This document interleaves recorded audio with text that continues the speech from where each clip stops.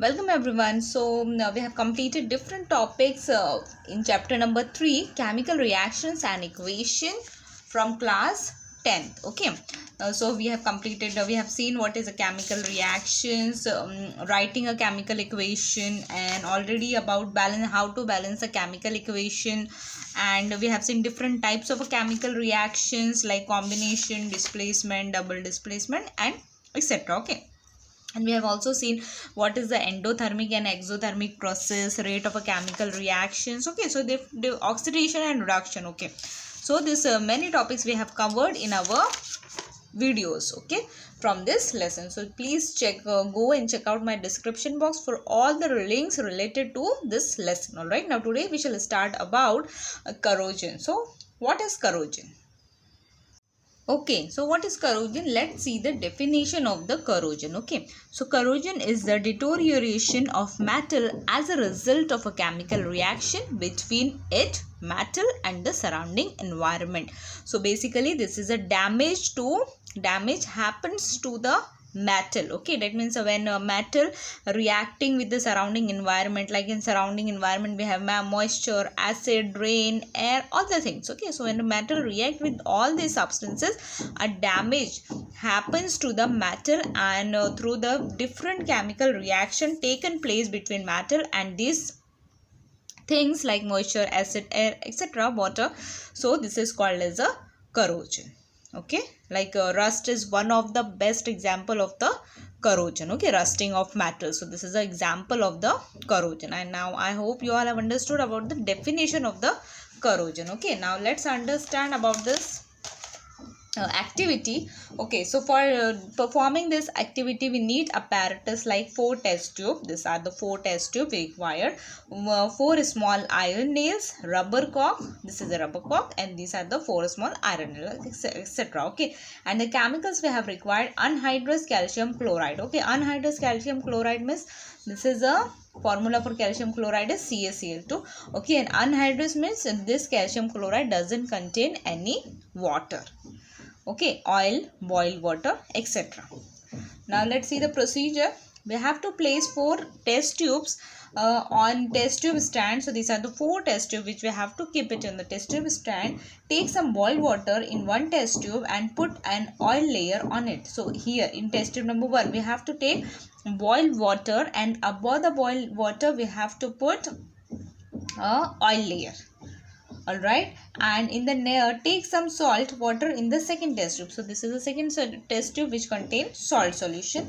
Let there be only air in the third test tube. So in third test tube we are not adding anything, just air is there and a iron nail is there. Okay, and take some anhydrous calcium chloride in the fourth test tube. So these are 4 test tube contain anhydrous calcium chloride plus air, and we have to fit a rubber cork onto the fourth test tube. Alright, now place a small iron nail in every test tube, and with this all the conditions we are putting the iron nails in all the 4 test tube. Right, close the 4 test tube with the rubber cork. So this is a 4 test tube which has been covered with a rubber cork, and let all the 4 test tube remain unattended for a few days. So we have to keep all the 4 test tube unattended with okay.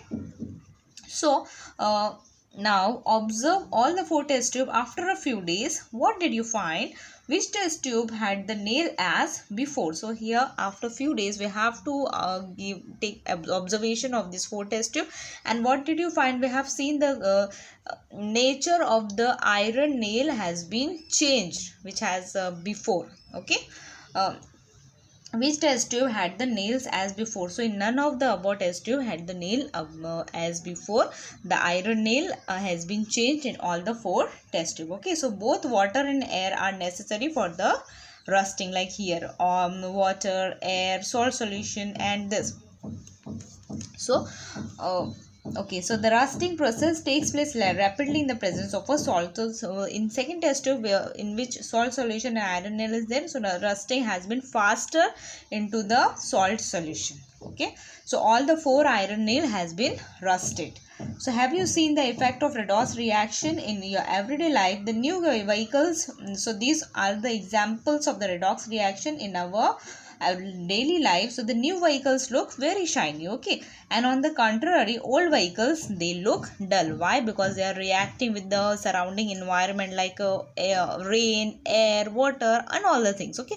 So due to this the chemical reaction takes in place, and their look has been changed as they are older, okay. So a certain type of reddish colored solid layer collects on their metallic surface. So the vehicles which have the metallic surface, so reddish colored layer has been appeared. Why? Just due to the reaction between the environment and the metal, okay. So this layer is called as a rust. So the reddish color layer which is formed on the metallic surface is called as a rust, and this is one of the example of the corrosion. So its chemical formula is Fe2O3 into X water. Now here X is the number of a water molecule into this rust, okay, like 10, 20. So this depend on the number of a water molecule which present on the formula, okay. So the rust on iron does not form by a simple reaction of oxygen with iron surface. So this is a very complicated reactions taking place. The rust is formed by an electrochemical reaction. Different region on the surface of iron become anode and cathode, okay. So this is a has been electrochemical process. So these are the electrochemical reaction which have been given in your textbook. So first is a ferrous is oxidized to Fe2 plus in the anode region. Now here this anode region, this is a negative region, okay. And here ferrous is ferrous is oxidized means here plus 2 charges will be increases, okay. Here Fe will convert it into Fe2 plus 2 electron. Here 2 electrons are added, okay. Now in second reaction which has happening onto the cathode region. Now cathode is a positive region, okay, on which oxidation takes place. So O2 is reduced to form water into the cathode region. So O2 which is there in gaseous state plus 4 hydrogen ion, that is H plus 4 electron, then they will form 2 molecule of water, okay. So here reduction takes place. Now okay, so now here Fe2 plus ion migrate. So this ion migrate from anode to cathode, okay, region, and like this I am migrating to anode to the cathode region. They react with the water and further get oxidized to form Fe3 plus. Now here this Fe2 plus moving from anode to cathode, here they are reacting with Fe2 plus, like here Fe2 plus, and there it will oxidize to form Fe3 plus ion, okay. So a reddish color hydrated means they contain water molecule. So hydrated oxide is formed from Fe3 plus ion. It is called as a rust, and it collects on the surface, and that's why a reddish color layer has been appeared on the metallic surface. Now here oxidation of a Fe3 plus takes place, and along with the water it will form Fe2O3 into water. That means this is a hydrated ion of a hydrated oxide of a Fe2O3, okay, plus 6 H plus ion has been released. So this is called as a rust, which is a reddish color in nature. So due to various components of atmosphere, oxidation of metal takes. Now components mean like air, water, and so many things. So oxidation of a metal takes place, consequently resulting in their damage, and due to the rust, damage of metal surface takes place, and this is called as a corrosion. So simply the corrosion is the damage of the metallic surface.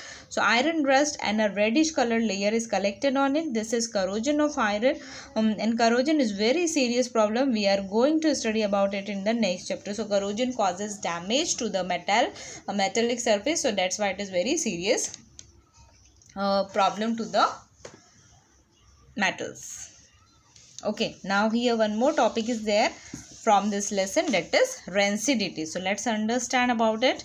Here when we use old leftover cooking oil for making food stuff, it is found to have foul odor called as a rancidity. So what is rancidity? It is the foul smell which has been which is formed by using the leftover cooking oil is called as a rancidity. Okay, so if food is cooked in such oil, its states also changes, and it's basically affect on our health also. So when oil or ghee is left aside for a long time, or fried food is left aside for a long time, it undergoes air oxidation and becomes rancid. Okay, and rancidity in the food stuff cooked in oil or ghee is prevented by using the antioxidants, and the process of oxidation reaction of food stuff can also be slowed down by storing it in the airtight container. So when we are storing a food, cooked food in airtight container, so oxidation has been slowed down into the food. Okay, and due to it can be preserved for some longer time, not more but little longer time. Alright, so student, here we have finished our this lesson, that is chemical reaction and equation. I hope you all have understood this topic very well. Thank you.